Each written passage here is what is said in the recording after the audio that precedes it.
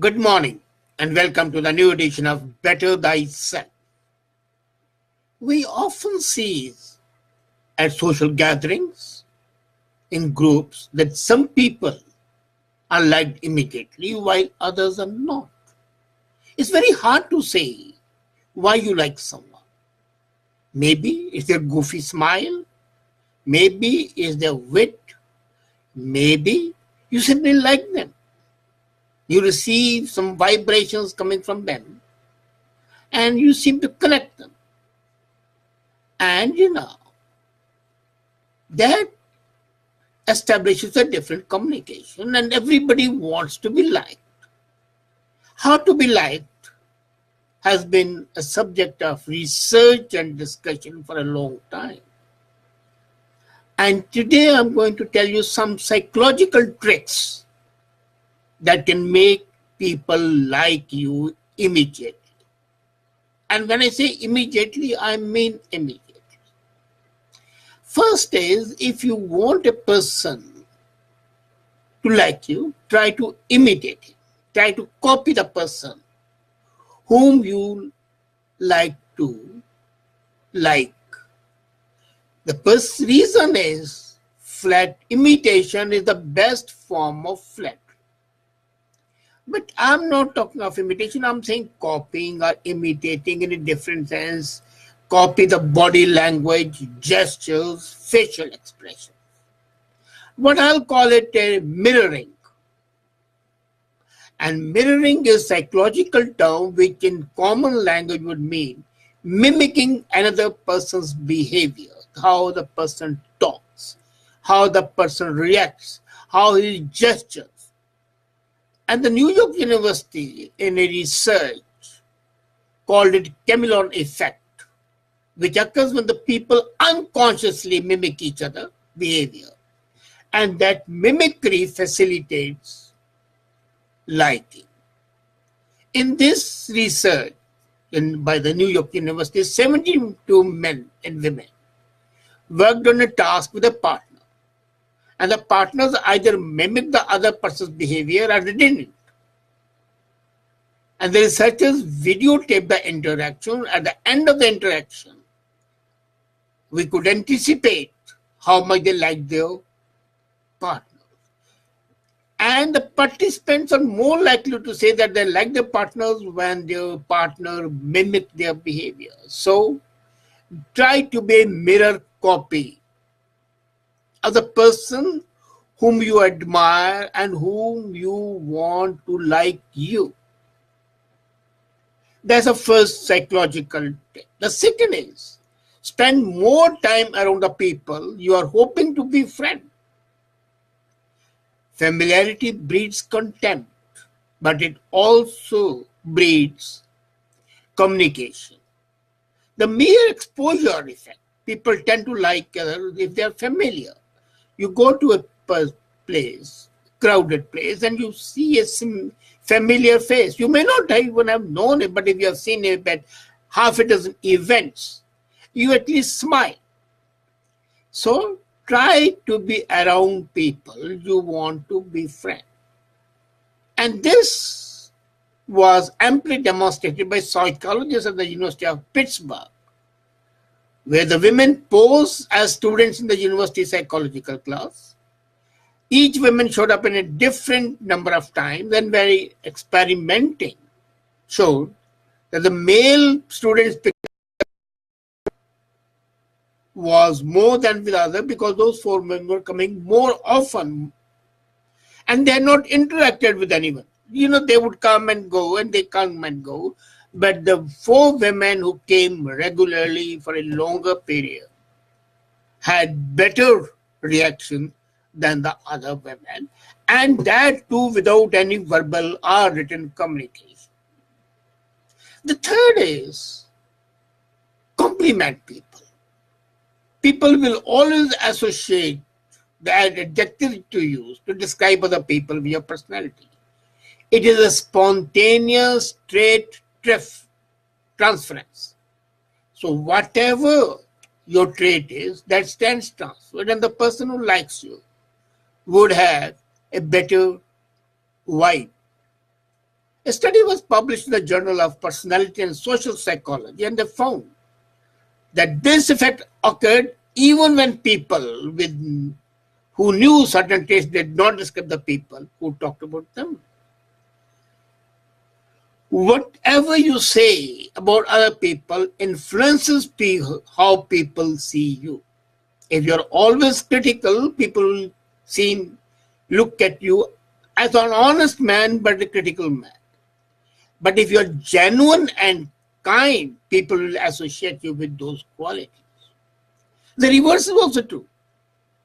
If you trash people behind their back, not at their face. If their face, then you're frank and honest. But if you trash people at the back, your friends are definitely likely to ignore you or try to distance themselves from you. And the fourth one is what everybody says, display positive emotions. I would call it emotional contagion. This is a contagious disease. If you are positive, others would behave in a similar manner with you. People are always influenced by the mood of other people. If a person has a sunny disposition, people will be attracted to him. If a person doesn't have a sunny disposition, people will quietly withdraw.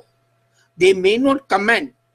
And this was established in Ohio University and the University of Hawaii, where it was seen that the people can unconsciously feel the emotions of those around you. You don't have to say anything, but your body language and your vibrations emanating from your body are sufficient to convey to other people what you are, how you feel, how you react, how you interact.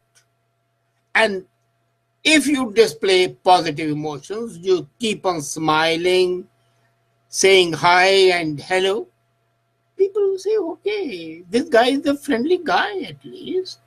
And slowly and steadily, they'll come around and like you. So that's the fourth trait, the trick. And then, if you're showing the emotion of being positive, but are really not so, people will see through it. People have a capacity to see through it. Some see you inside out within a few seconds, others after some time. So be warm and be competent. What the psychologists propose, stereotype content model. People are always judged based on their warmth and competence.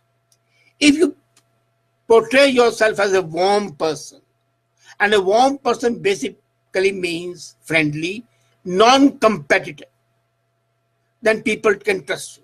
But if you're competitive, then they would not. They might say he's good, but they'll try to avoid you. If you seem competent, for example, if you have a very high economic or educational status, they'll definitely respect you. People respect knowledge. And it's important to demonstrate warmth first and then competence. If you're cold like a fish fresh out of the refrigerator, people will withdraw. Especially in the business settings. You have to be very warm, you have to be very open, you have to be shown as having empathy. And once you have empathy and a warmth, then people see competence. What we always say, first looks, behavior, facial expression, body language. And even from the evolutionary perspective, it's more crucial for our survival to know that the persons with whom we are interacting deserve our trust. Then be authentic. As I always say, reveal your flaws from time to time. This is called pratfall effect. People will like you more after you have made a mistake. But if they believe you're competent, committing mistake is not a bad thing. And especially if you're competent and make a mistake, people will be very indulgent. They will not be critical. They know you're competent. They know you're capable. But something happened beyond your control and you made a mistake. And if you show your flaw from time to time, reveal that you are not absolutely perfect, will make you more relatable and vulnerable. This phenomenon was discovered by the University of Texas, Professor Elliot Aronson. And Professor Elliot studied the simple mistakes can affect perceived attraction. And can you believe it? When people were quizzed about coffee being spilled at the end of interview, people said, well, this is unfortunate. The guy was competent and this thing happened. Coffee can be spilled by anybody. Then emphasize shared values. Similarity attraction effect. That's what I call it.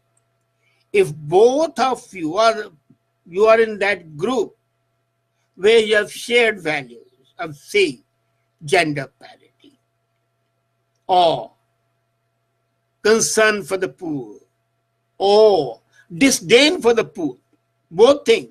But if you have shared value, is similarity attraction effect, and that group would like you, other group, well, they might hate you for that. But then shared values bring people together. The people's attitude on controversial topics, especially sex and politics, is extremely important. If you have the same shared attitude on politics, you are together. Because even if you agree to disagree in politics, there is a bit of a thin line separating you. And we have seen that the people with the same attitude like each other. After birds of a feather flock together. That's an old saying and there's a lot of truth in them. Then one thing more. Try to be human. Casually touch people. Don't show. Just, I'll call it subliminal touching. It happens when the person you are talking to touch you so subtly. Tap it, someone's back, touch their arm, which can make them feel warmly towards you. And there was a French study where young men stood on the street corners and talked to women who walked by. And the men who doubled the success rate in second of the conversation, they touched the women's arms as they talked to them instead of doing nothing at all. And similarly, at the University of Mississippi, the attitude of impersonal touching. Now, that's very important.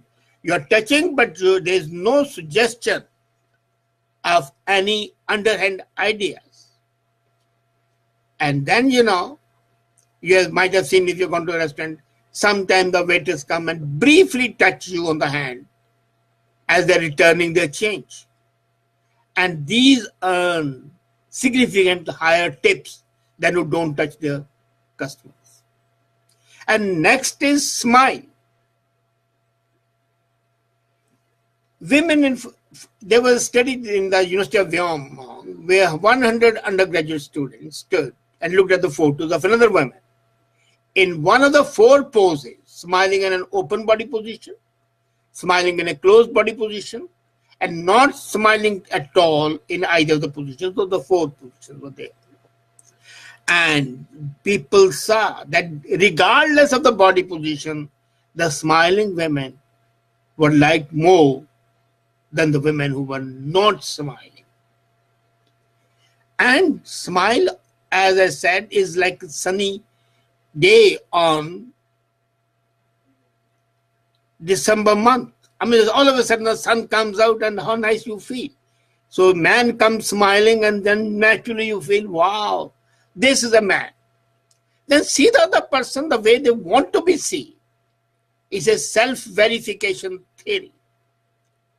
We all seek confirmation of our views, whether they're positive or negative. And if their views are such that you can verify them, you can tell them, okay, this is where you agree, but you know the view. And you say, well, I understand your position. You would see that you'll be liked more. And then one psychological tip I'm giving you, you'll be amazed. Tell those people a secret of yourself. Self-disclosure. Now, when you are disclosing yourself to a person, you are building up a trust. And that person says, well, look here, this man has so much of trust in me that he could tell me the secret. This person definitely is reliable. So by telling a secret in trust, you are becoming a reliable person. And at the same time, prove that you can keep their secrets too. It's not that only you are reliable in giving, not leaking the secret, but you are trusting them. So the trust factor, self-disclosure, becomes a mutually acceptable norm. And then, display a sense of humor. Do not always have a stodgy face. If, most of the time I've heard this say, maintain a composed face. No, maintain a human face. Display a sense of humor. Smile, laugh, joke. And then let people talk about themselves. I've seen when, and it was a study done at the Harvard University, they had the participants sit in the chairs and MRIs machines were fitted, and they were asked about their own opinions or somebody else's. And they were asked to bring in a friend or a family member for the experiment who was sitting beside the MRI machine. And then, it was seen that brain regions associated with motivation and reward were active when people were sharing information publicly. The motivation is much more, and when the motivation is much more, you would naturally interact much more, and people will like you. And then, another thing, try to be a little vulnerable, show, as I said earlier, some defect, some failure. People like humans, and human beings are not 100% perfect.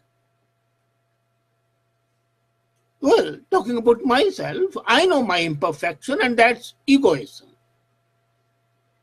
So I display it, I don't hide it.